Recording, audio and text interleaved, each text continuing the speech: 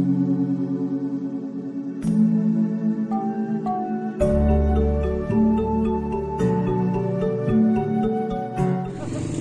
kabar? Kembali lagi sama saya Dahiratu Faiza di sini. Kali ini aku lagi bikin masak-masakan nih sama tri aku nih yang cantik. Namanya siapa sayang? Vila. Kita mau masak apa? Vila? Bekecot. Jadi untuk persiapan aku masak tadi, nanti aku kasih videonya sebelumnya ya, karena aku udah masak sebelumnya di rumah supaya takutnya nanti kalau misalnya nggak mateng atau takutnya nanti kemalaman, jadi kita masaknya di rumah, sebagian di rumah dan sebagian kita masak di sini. Di sawah. Enak nggak, Phil? Seneng nggak? Jadi ini temen sama bapaknya juga lagi mancing juga di sini. Dia dapatkan banyak loh. Jadi ini hasil berburu aku kemarin. Tapi karena 2 hari kemarin aku ada beberapa hal yang harus dikerjakan, jadi ini aku diamkan di air selama udah 2 hari dan pas aku lihat udah busuk. Tapi tenang aja, aku udah ngambil siput juga di pinggir rumah aku. Jadi kan masih ada air tuh, masih bekas banjir gitu. Jadi masih banyak banget bekecotnya. Ini masih seger banget. Tapi ini ada beberapa yang masih hidup sih. Seperti ini juga masih hidup. Jadi nanti aku pilahi beberapa yang nggak bisa dipakai, nanti langsung kita buang, dan yang bisa kepake nanti kita pakai. Itu ini masih bagus. Ini banyak banget sih sebenarnya.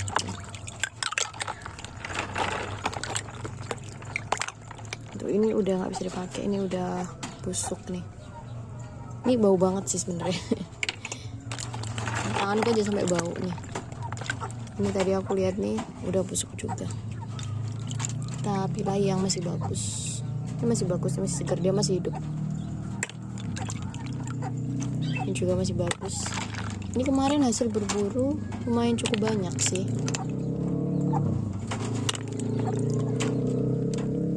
Jadi ini ada yang kecil, ada yang besar, karena memang lihat nih. Ini nanti yang kita buang, karena ini tuh bikin kepala pusing. Ini yang harus dibuang. Ini jantungnya si bekecot. Itu adalah beberapa tips biar kita itu nanti biasanya kan kalau makan bekecot itu ada yang pusing ya, karena itu mungkin dari cara pengolahannya ada yang kurang tepat sehingga dia bikin kepala pusing. Tapi kalau misalnya yang jantungnya tadi diambil, mungkin kita nggak bakalan pusing gitu. Kita pilahin dulu ya.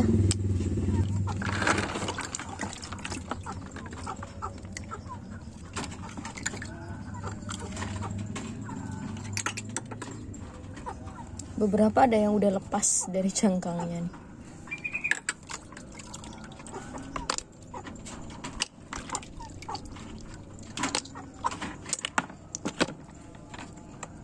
Ini biasanya dibuat makan bebek kayak gitu. Biasanya itu dikepruk gitu aja, terus dimakan sama si bebek. Kali ini kita akan masak. Masak apa ya kali ini? Enaknya dibikin apa nih?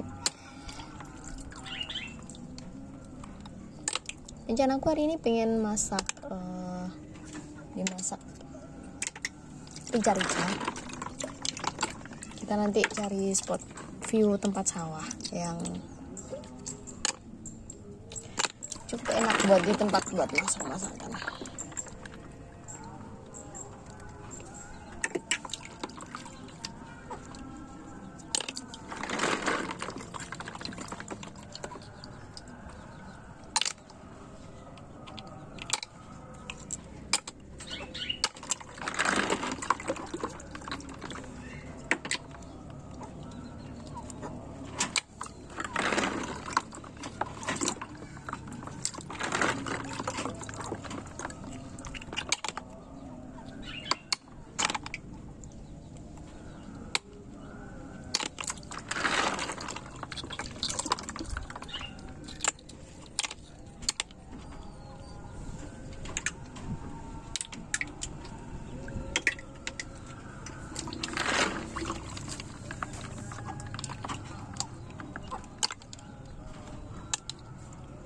Ya, jadi kita udah selesai ngumpulin bekecot yang bagus sama yang tidak, udah kita buang tadi, dan tinggal segini ya, satu ember ini.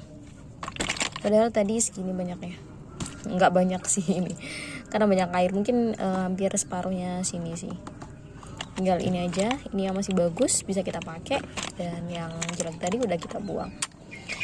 Dan sekarang aku mau bersihin dulu ini, dia kan ada lumut-lumutnya gitu, ada kotorannya juga, kita bersihkan dulu, baru nanti setelah dicuci nanti kita rebus pakai air. Oke.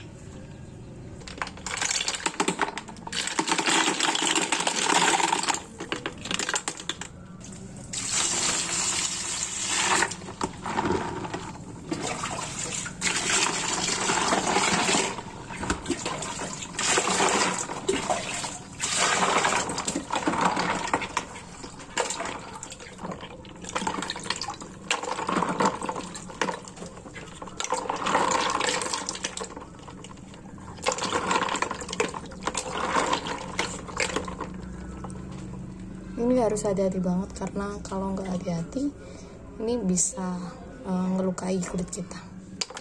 Jadi harus hati-hati banget.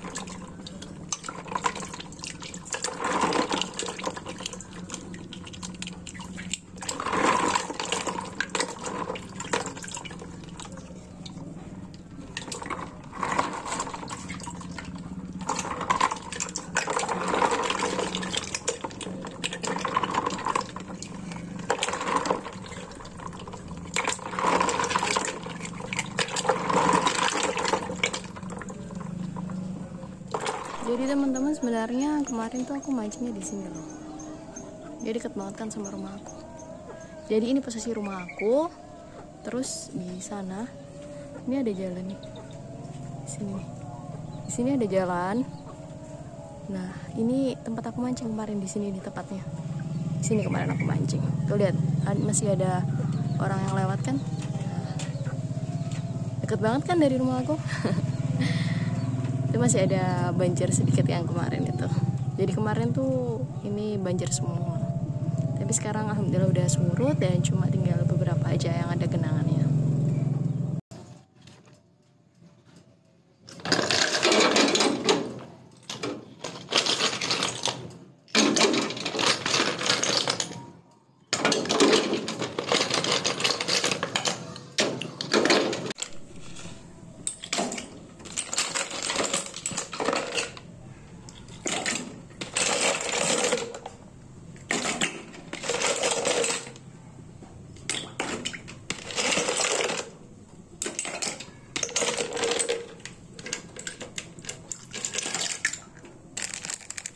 Kita tambahin garam biar rasanya tuh lebih gurih.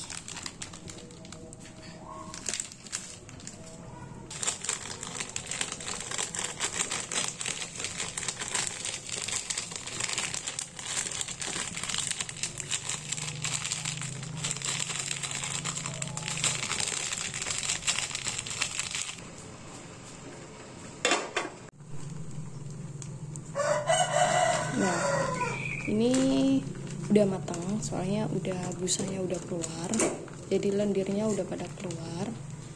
Terus yang membedakan dia udah matang apa belum, pupilnya ini nih, kulit depannya ini dia sudah mengelupas.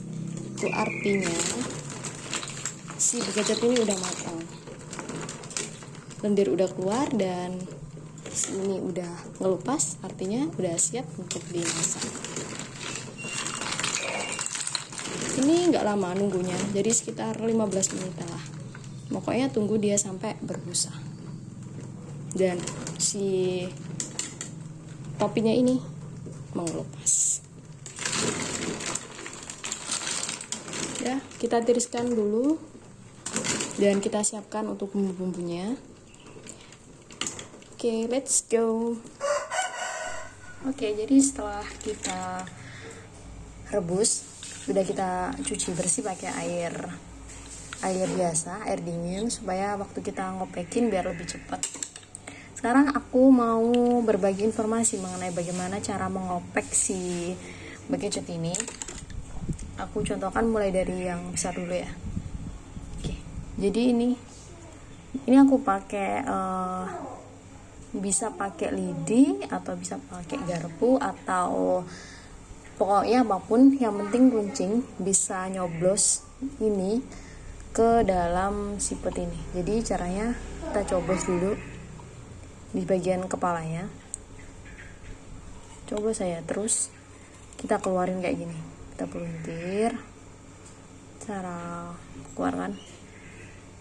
Oke teman-teman, jadi setelah kita cuci bersih, setelah direbus pakai air tadi, kita cuci bersih pakai air dingin biasa biar cepet kita ngopekinnya. Terus langsung aja aku kasih tutorial. Kita berbagi informasi mengenai tutorial bagaimana cara mengopek si bekecot ini. Gampang banget teman-teman. Jadi kita bisa pakai lidi. Ini aku pakai bekasnya tusuk sate. Jadi bisa pakai ini. Atau juga bisa pakai jarum, tapi harus cuci dulu. Terus nggak boleh berkarat, dan juga bisa pakai garpu juga bisa. Caranya ini teman-teman ya, ini lidi kita masukkan sini, kita tusuk di bagian si kepalanya ini ya, kita masukkan, kita tusuk di bagian kepala, terus kita keluarkan sambil muter kayak gini.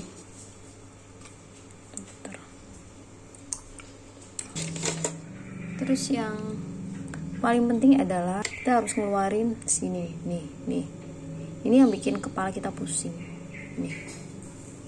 Ini adalah jantung dari si bekecot, dan ini harus dibuang karena ini bikin pusing. Ini yang bikin pusing. Jadi ini harus dibuang.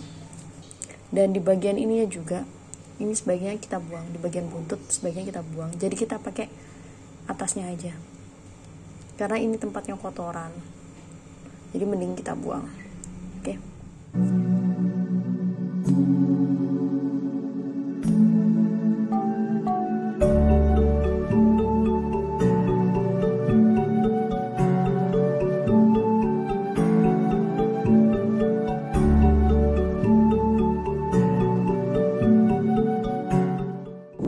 Jadi ini perbekalan kita.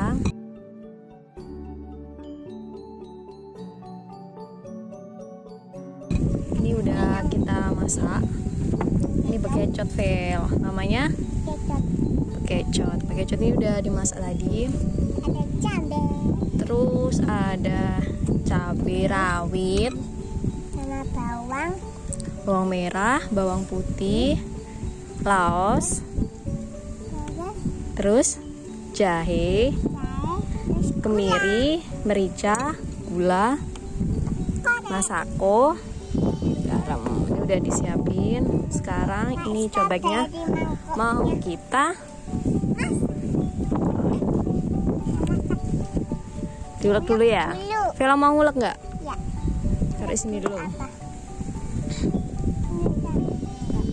Nah, kita masukkan dulu. Ini udah disiapin dari rumah.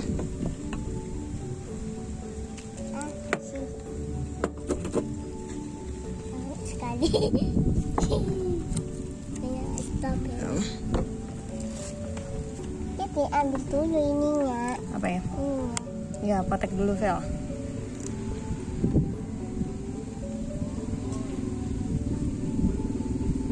Udah, awas pedes. Udah, diulek dulu ya. Aduh. Awas kena.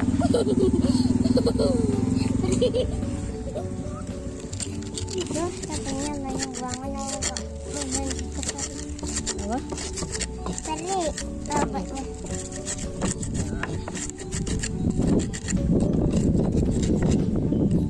Iya, tinggal dulu.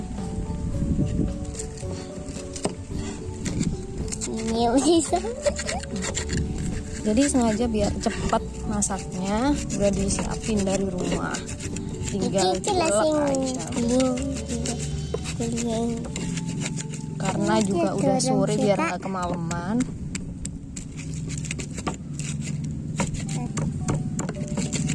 Jadi ini bawang merah harus lebih banyak daripada bawang putihnya biar nggak langu.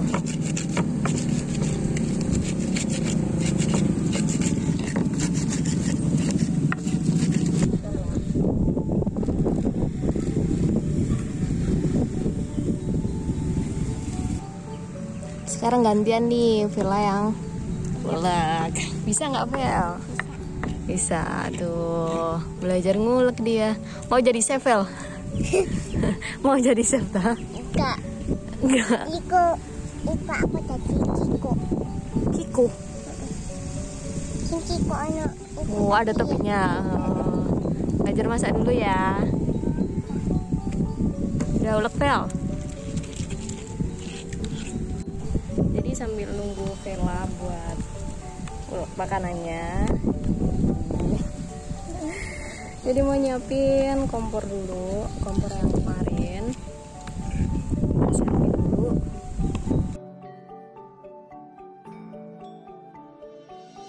Ini adalah view tempat aku memasak bekicot, dan di sini tuh tempatnya enak banget, sejuk banget suasananya. Sambil dikasih bonus view sunset gini, pengen jadi berlama-lama deh di sini.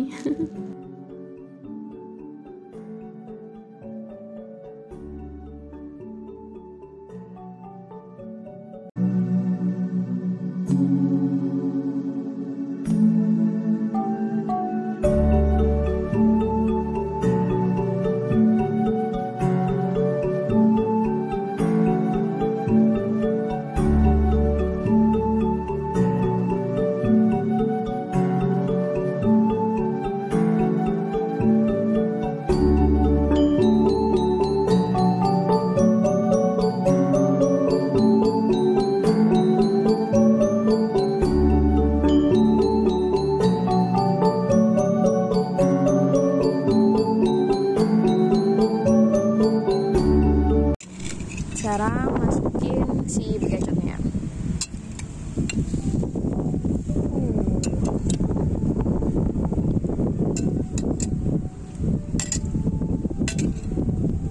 Udah, sip. Bentar, udah. Diaduk-aduk lagi.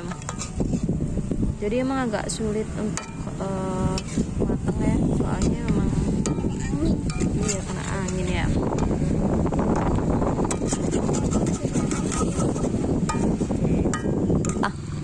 Strike terus. Ikan mujair sombro. Sombro. Wih.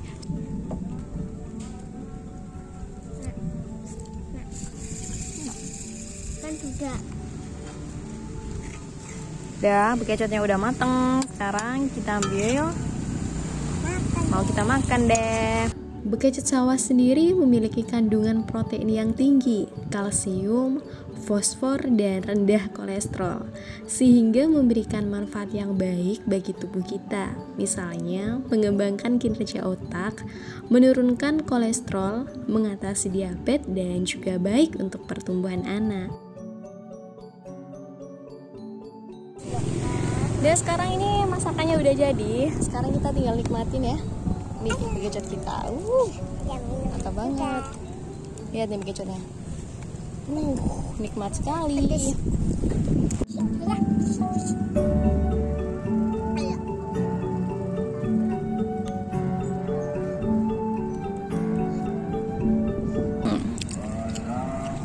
Kita lagi nikmatin makanannya di sini sama bapaknya. Apa makan Fel? Sini Fel. Bapak, cuma Bapak. Dan kamu lah. Ya habis ini Pak. Cedok kok Pak rumah ya Pak. Jangan mantuk tau.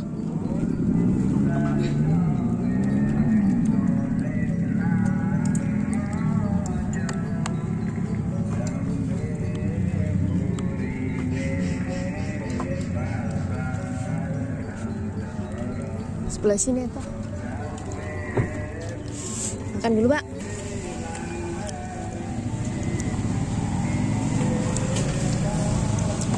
Udah, beres-beres dulu.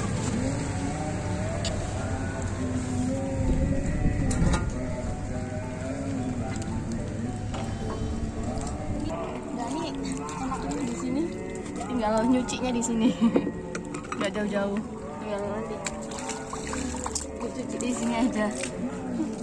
Biar di rumah bersih. Tapi di rumah tetap dicuci lagi. Ini udah hujan, jadi segera di sana. Ini hujan, jadi harus beres-beres cepat pulang. Udah gerimis juga. Yuk. Adek. Oh ya, kalian masih ingat gak sama video aku waktu berburu pegecot kemarin? Enceng gondoknya banyak banget kan? Iya, karena ini adalah musim hujan, dimana eceng gondok lebih banyak berkembang karena kalau musim kemarau, eceng gondok akan berkurang drastis. Dikarenakan kandungan garam atau salintas air juga ikut meningkat. Karena eceng gondok bertumbuh sangat cepat saat musim hujan, sehingga eceng gondok ini dianggap sebagai gulma yang dapat merusak lingkungan perairan. Jadi mending kita manfaatin aja yuk untuk buat kerajinan tangan. Sama adik-adik ini, kita bakalan ngadain lomba loh di akhir video, jadi tetap ikutin keseruan perjalanan aku ya. Bye!